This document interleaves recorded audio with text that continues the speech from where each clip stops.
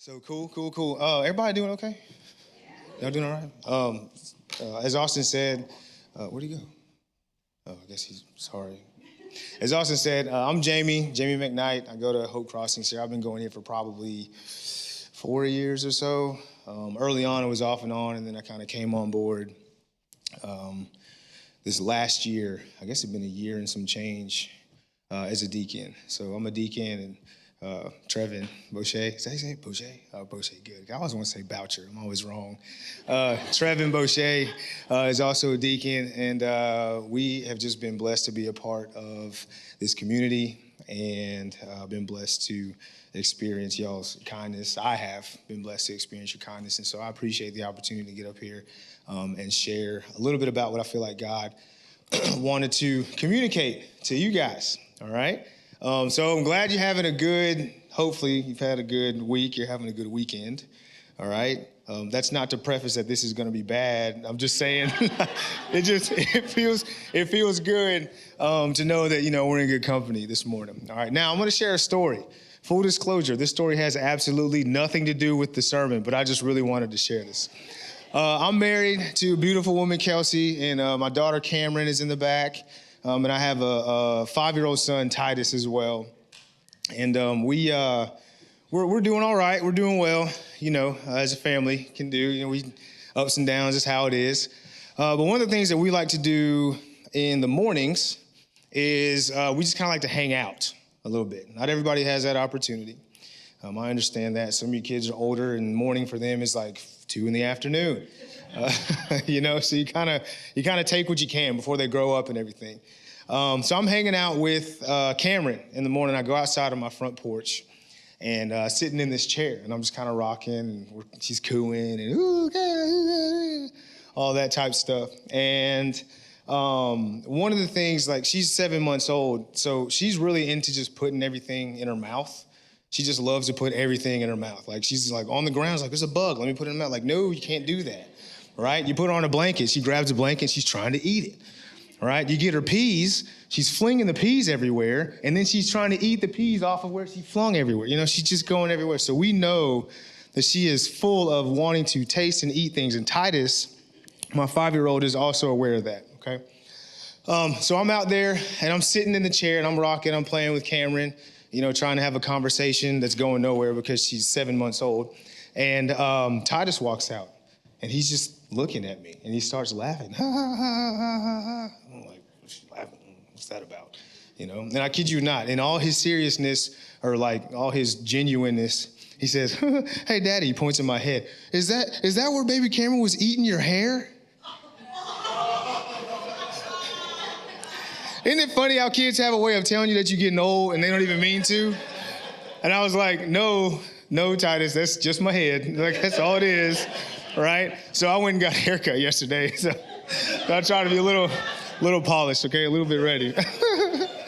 Oh, my goodness. Like I said, it has nothing to do with the sermon, but I thought it would be kind of funny to share. This is stuff that happens in our family, okay?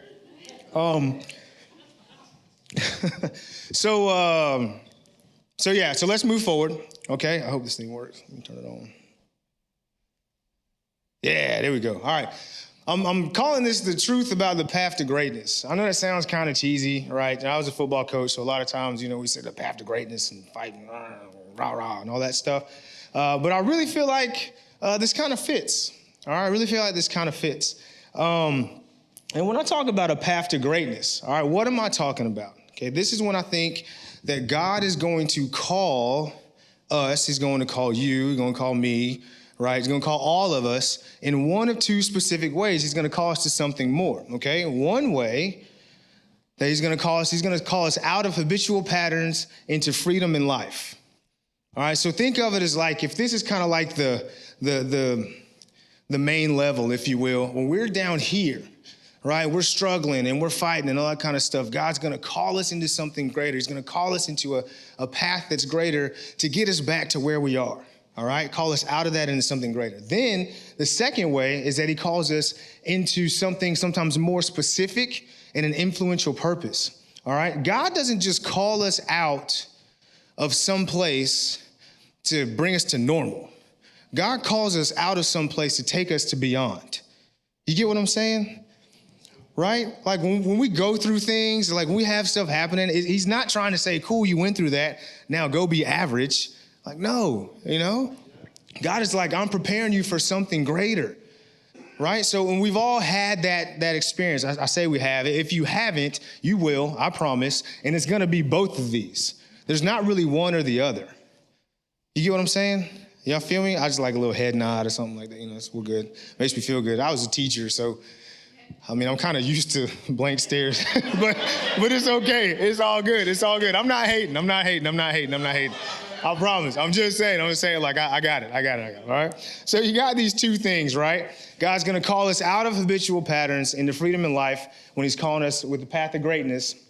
And he's also going to call us into sometimes more specific, influential purpose. Okay. So you got to ask yourself, what exactly is the purpose of the path to greatness? Why do we got to do it this way, right? And what's the key? How do you become successful in the path to greatness? After all, you're talking about greatness, right? And we know, or we assume that we know and we understand that it's God's greatness, but there's got to be something more than just like, well, we just wake up, right? And we just grow, and we do some cool things, and then we die. Like, I don't know that that's as far as it goes, okay? So as I'm preparing this message, here we go. I really kind of came across Moses. And the irony is that when I spoke my first time here, back in I think January or February, I referenced Moses. And I didn't really think that I would go back to talking about Moses, right? But I was looking through different scriptures and different passages and doing all these, whatever, trying to reference this and pull this together. And it kind of hit me. I was just like, man, if you just pay attention to the life of God, the relationship, the life that Moses lived with God and all of what he went through and then where he ended up and all that stuff, you can see a lot of the pattern and a lot of the process that God allows us to go through on our path to greatness, all right? And you start figuring out some things, okay? So let me give you a backstory, all right, to Moses, right? He was born an Israelite and he was in Egypt under a decree that all male newborns were killed. Okay, so Pharaoh at the time in Egypt was kind of wigging out a little bit because in Egypt, there were way more Israelites than there were Egyptians. So the first thing he did is he said, I'm going to put them into slavery. I'm going to show them their place. I'm going to make sure that they can't overrun us, which is what his fear was. If Egypt ever went to war, then Israel could pair with whoever it was that they're fighting against and overthrow Egypt. So he put them into slavery, right? Well, the more and more that he became aggressive with them and harsh with them, they actually continued to grow and to spread and do all the opposite of what it was that he wanted. Okay, so he went a little bit further and worked a little bit harder and said, you know what, from here on out, here's a decree. Anytime that a male is born and that is not of Egyptian descent in Egypt, he needs to be killed. All right, now if you don't know why the male has to be killed, then that's something you need to talk to somebody else about, okay? Because the male's got to be killed in order to stop the population, all right? Population control, if you will. So Moses is born under this decree, all right? And then miraculously, he's accepted and raised by Egyptian royalty. It says that Pharaoh's daughter is the one that found him because at the time when Moses was born, his mom put him in a basket after having him for 3 months, all right, couldn't hide him anymore, and then sent him off down the Nile River. And Pharaoh's daughter is the one that found him. And so he was actually raised, ironically, by Egyptian royalty in a time that he wasn't even supposed to be around. We already see that God has his hand on things, right? Already working some stuff, right? So later, and all of Moses, doing his thing and feeling, I don't say feeling himself. I don't know what you want to call it. He was doing what he was doing. He later commits a murder of an Egyptian. Now he's a Hebrew person. He's an Israelite. Commits a murder of an Egyptian, thinks he gets away with it. And then he's found out that he's the one that's actually done it. Pharaoh finds out, goes after him, and Moses flees into the wilderness. He goes to Midian. This is where he lives for many years. So that's the backstory that brings us to where we are now. All right, in the path to greatness. Now, you could just stop there. You have a sermon and be like, hey, that's it, path to greatness. You go through some things, then you go into the wilderness, and then God calls you out of the wilderness, and then you have a conversation with the Lord and all this type of stuff, which we'll talk about. But I think there's a lot more going on here. There's a lot deeper going on, okay? Y'all with me so far? We good?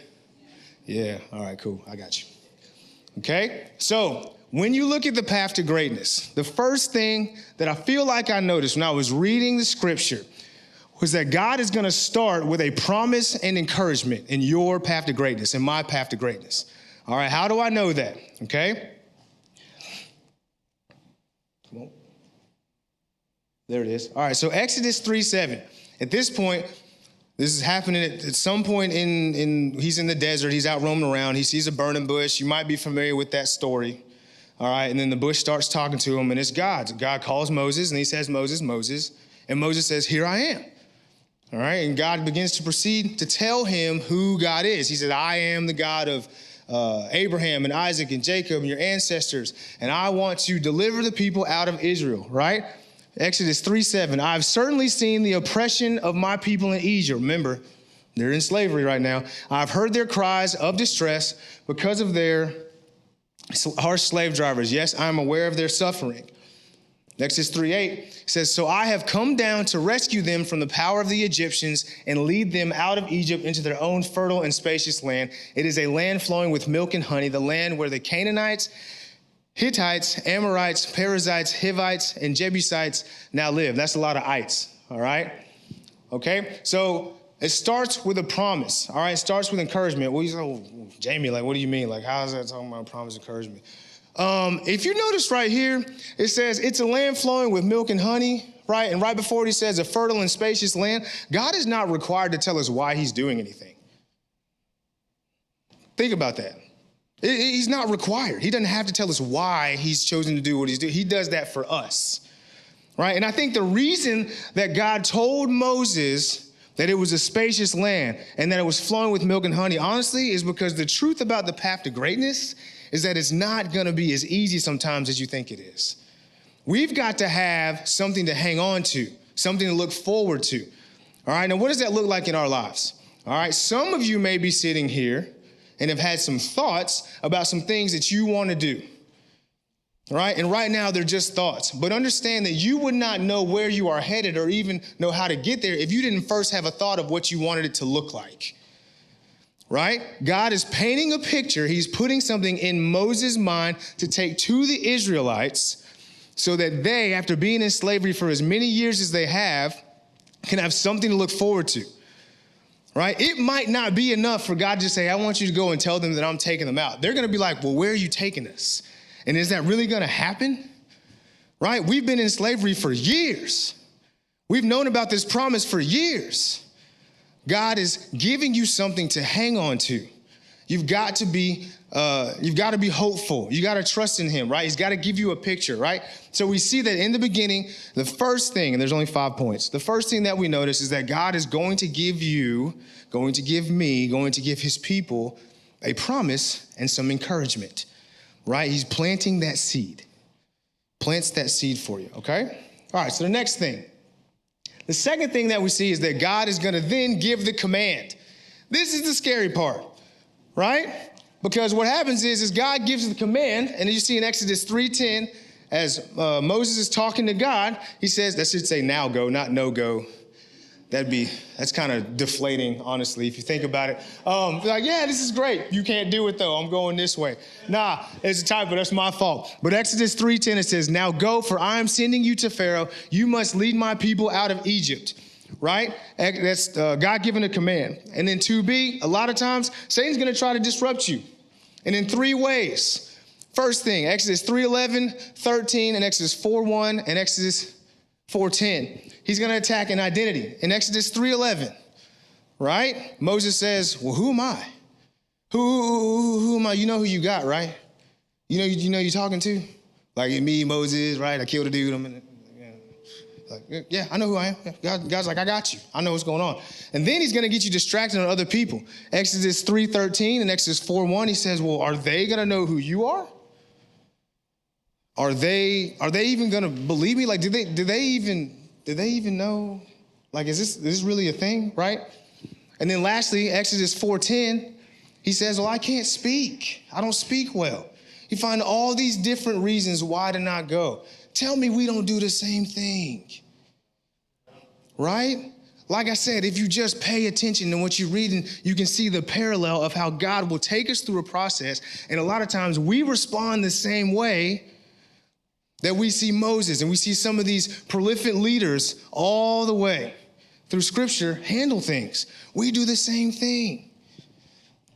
God says, oh, I want you to be a teacher. All right, awesome. You ever seen one of those videos where you got a dog and you got the ball, you know? And the dog's like, rrr, rrr, and then they throw it, and the dog is like, that's too far. Right? That's not what it's like the same thing. That's just what's happened here. God gets us excited about something, and we're like, yeah, this is great. This is awesome. And he's like, go. And you're like, what? What you mean, go? You go. Take me there. Put me out there. Right? It's like, no, you go. Because God uses people. God uses you. God uses me. Right? Okay, so we got 2 points down.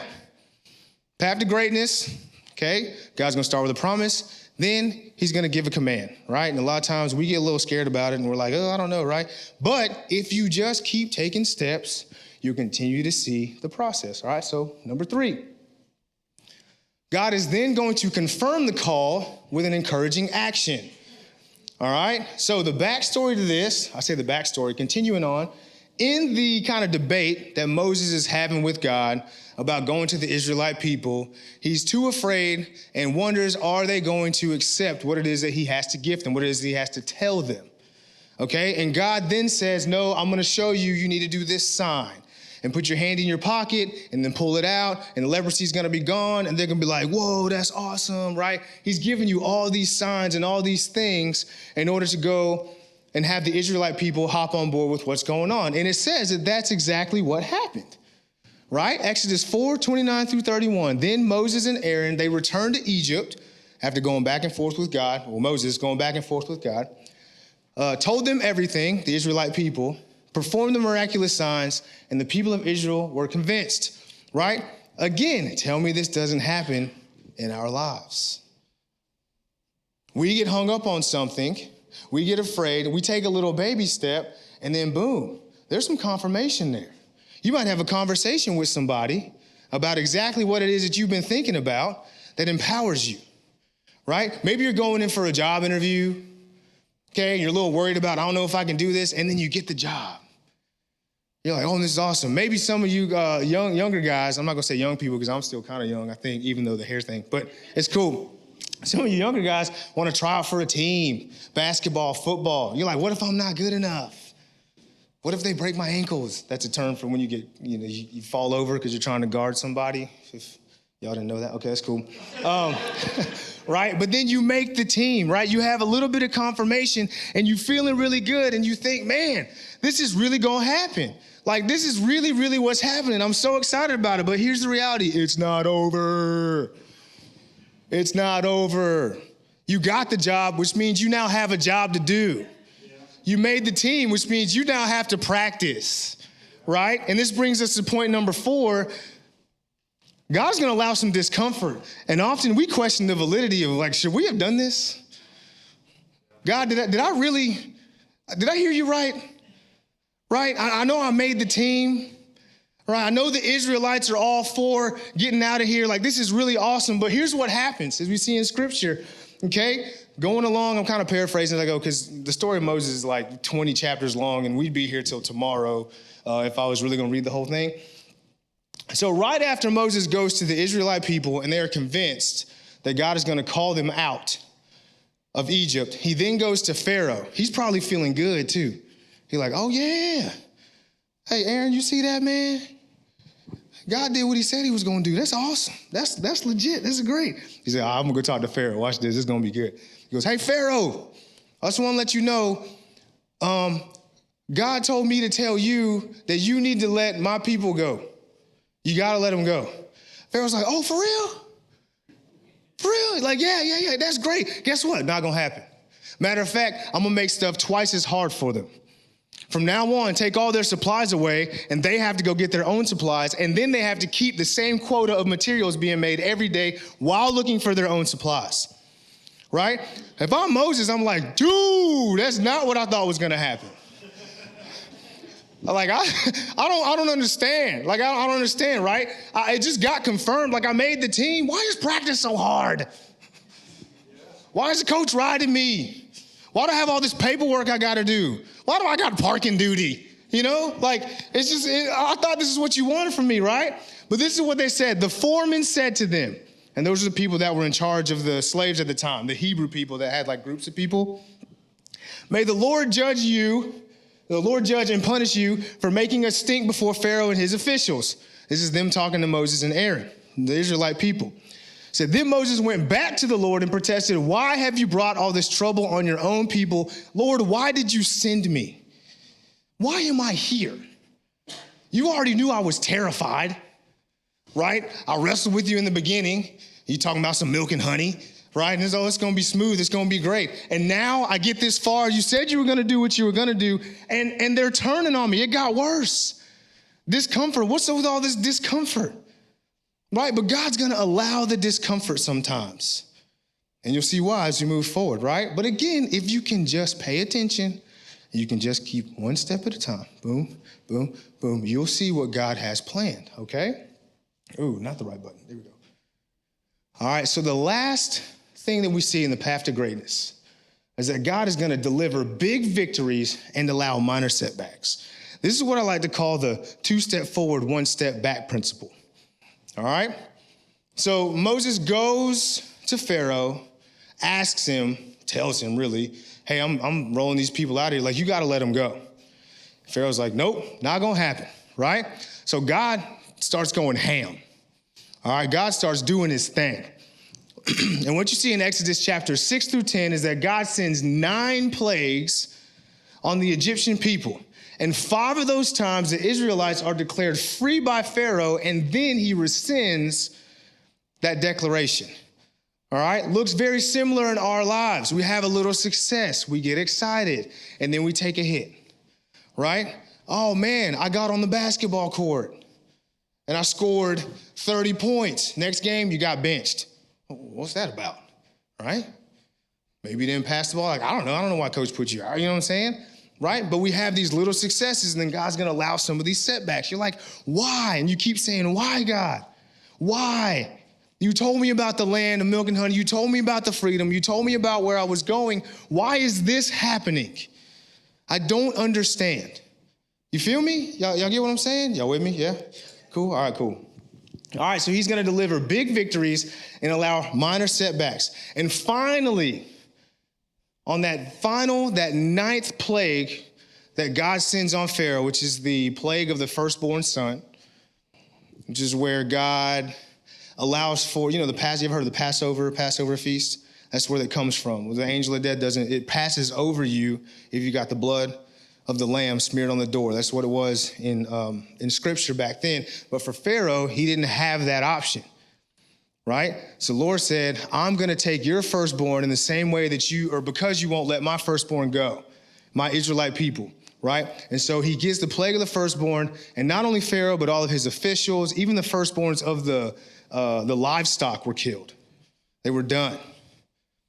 Okay? Killed all the firstborns, right? And the irony, is kind of like, well, Pharaoh kind of started with killing firstborns and men and stuff in the beginning, and you know what I'm saying? So God kind of does this thing right there. And after that time, finally, 430 years that they have lived in Egypt, they are set free. Let's hang on that for 2 seconds. 430 years. That's a long time for a path to greatness. All right? A very, very, very long time. Okay? So then you got to ask yourself, we're going to revisit, right? I didn't say all that just to be like, hey, cool, all right, now it's time to go home and eat fried chicken and watch TV. No. Path to greatness. What is the purpose of and the key to the path to greatness? Right? If you pay attention, the key and the purpose to the path to greatness is a relationship with God. You can look at this story and you can say, look at how awesome God moved. And it's true. You say, look at this story and look at how God delivered the people out of Egypt. It's true. It's amazing. That path to greatness is awesome. But understand, the relationship with God is what is most important to him. Greatness was a byproduct. It's what came with the relationship that Moses had with God. Right? How do I know that? Okay, let's think back and see where Moses was and where he ended up, all right? Along the path to greatness, God used a relationship with Moses to do three things. Okay, first, he strengthens the communication and the intimacy that Moses had with God, right? In the very beginning, Moses, was he not very vocal? Right? He had to go back to the Lord and he had to say, well, what about this? And what about that? And these people are going to reject me. Right? And he'd go talk to Pharaoh, and then Pharaoh would make his decision. Then he'd go back and he'd say, God. He was increasing that communication and that intimacy with God. Right? Secondly, he strengthened the dependency. Okay? Going back to the vocality, I don't know what the word is, vocalness. In the very beginning, Moses was extremely vocal and was very anxious and felt very responsible for getting the people of Israel out of Egypt. By the time we got this far, he wasn't saying much anything. Was he not? God was loud. God was active. He grew increasingly silent over time, and God grew increasingly louder over time. This is what the path to greatness looks like. As God continues to shape you and continues to shape me, we get less and less focused on what we can do and more trusting of what God can do. You get what I'm saying? You feel me? All right. And then again, going with the focus, he shifts the focus from fear to faith. All right. In the beginning, Moses was focused on what? Anything but God. What about me? What if I can't do it? What would they think? I don't know how to handle that, right? And then, well, I guess it didn't come up. Then he's focused on nothing but God at the end of his journey. Nothing but God, all right? Spoiler alert. The Israelites are led out of Egypt, and they are on the run. They're just trying to get away as fast as they can. And, well, lo and behold, Pharaoh changes his mind again. He says, you know what? Forget that. I'm going after them. We're going to get them. All right, so they're chasing after Israelite people, and Moses takes the people, and they wind up in front, I think it was the Red Sea. All right, and they have nowhere to go. They are being pursued by the armies of Egypt, all right, by Pharaoh. And they turn on Moses, and they say, why did you bring us out here to die? Why? We could have died back there. Why did you bring us out here? Huh? And you know what Moses said? He said, don't be afraid. Just stand still and watch the Lord rescue you today. The Egyptians you see today will never be seen again. The Lord himself will fight for you. Just stay calm. Tell me that's not a different Moses than the one that we saw at the very beginning of this journey. And the irony is, at the very beginning, nothing had even happened yet. And he was terrified. And now he is at the peak of being pursued in conflict by the one enemy that everybody is afraid of, and he is as calm and smooth as the other side of the pillow. That right there is the purpose and the key to the path to greatness. Greatness is a byproduct. The relationship with God is to be strengthened through the process. That's what he cares about. God didn't go to Pharaoh. He didn't say, hey, Pharaoh, let my people go. He said, no, Moses, you go. I only talk to you, my people. I don't talk to Pharaoh. I don't have to talk to Pharaoh. I don't need to, because I want you to know that me and you are in this together. Forget what the enemy's throwing at you. I'm sorry, I'm really amped right now. All right, forget what the enemy is throwing at you. I deal with you. I deal with you and my relationship with you. You feel me? That is the path to greatness. That is the reason and the key to the path to greatness. The relationship with God. He begins to shape and mold you, and he takes you from where you were terrified of who you are and whether you can do this and whether you can't, right? Whether you become successful in the job or in the sport or whatever it is you're doing, God's not concerned with that. God is concerned with, do you become successful in growing more with him through the process? He forces you back to him. Life is gonna have these ups and downs, man. It's gonna have ups and downs. There's gonna be struggles, and it's intentional. Not every decision that you make and everything that comes at you negatively is because of the decision that you make. Sometimes stuff is allowed because it gets your attention. As God said, I want to be with you, right? And to relate this to the gospel, that's why he sent Jesus. The only way that God could have eternity with you was to sacrifice his only son, the only one that he had, because he was desperate for what? Relationship with you, relationship with me. That's what he wants. That's what he's always wanted. That's been the plan all along. I want to have a relationship with you. Whether you're at the lowest of lows or whether you're at the highest of highs, whether you're just feeling yourself and you are soaring or you feel like you can't make it and like you don't have anything. He said, I'm there. I'm with you. All right, band, if you guys want to come on back up. Okay.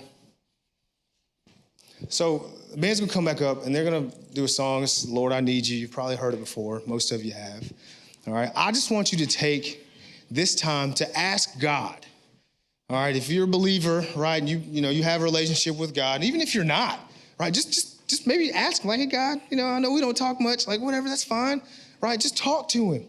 Talk to him and ask him, where are you? Where does God have you on the path to greatness? Could be something specific, all right? Could be something that you're going through, right? Maybe you're soaring right now.